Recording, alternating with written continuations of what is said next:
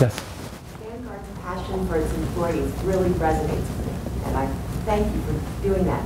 But try as we might as leaders, not all of our people are going to continue to have that passion or be able to accomplish what we want them to. How do you coach people and or help them find another company? Yeah, by a factor of 10, the most difficult thing you'll ever have to do as a leader or as a manager in a group is manage people out who maybe you've grown up with or have become good friends and outside of work and so forth. The key is you got to be brutally honest and really clear. So you got to set very clear expectations, and you have to have a continual feedback loop.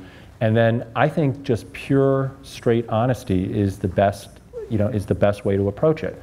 And look, not everyone's going to have, the passion I have for what we do. I recognize that. But I will tell you, we believe very strongly that a large contingent of us must. And so, we do actually look at it very, very aggressively. And if somebody's really fallen down on that score over the long run, for their sake in the long run and your own sake, you've got to just be really clear, and you've got to be very honest. And it may take a little bit longer, but it's the best way to do it. One of the things that we asked ourselves as an organization, we asked our leadership team, if you're not passionate about the organization and if you're not really in sync with the mission, over time you actually do see performance degrade. You can't fake it forever. People will fake it for a period of time, but they can't fake it forever. And we see it reflected all the time. There's a really interesting, and this isn't just anecdote. There's actual science behind this. Campbell Soup.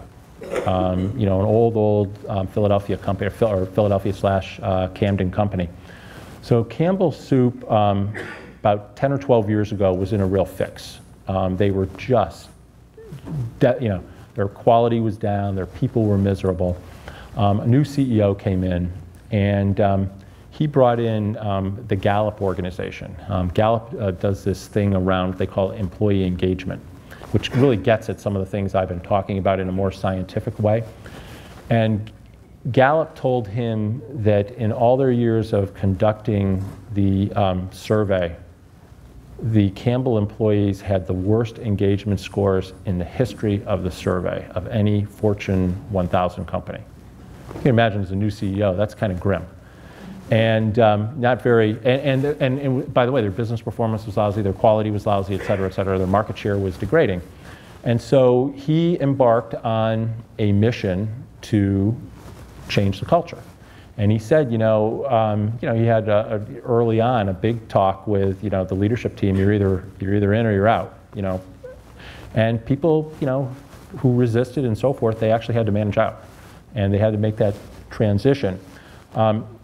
Fast forward 10 years, Campbell scores on the engagement survey are off the charts. I've never seen anything like it.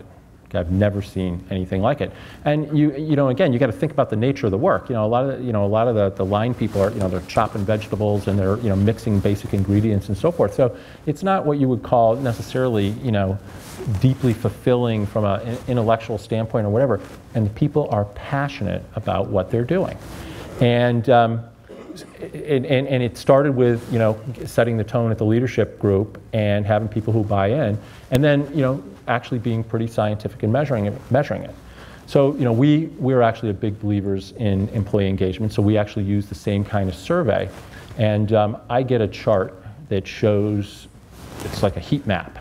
It shows where is engagement the best in the company. And interestingly, in 90+% where the engagement is highest, also happen to be the best business results. And where engagement is not great, it tends to be an area maybe we're not doing as well as our goals are. And it's really, it's really clear. And so the linkage, I keep coming back to this sort of, the good ethics is good business and doing the right thing for your employees and so forth. And I know it sounds kind of philosophical, but it works. And this is a really, so for us it's become a really important thing, is to talk about the kind of leadership that creates that engagement. And again, where you have people who don't buy into it, or who don't really believe in it, it'll show up in the results sooner or later. Maybe not the first 6 months, but 12, 18, 24 months. It's just not something you can fake.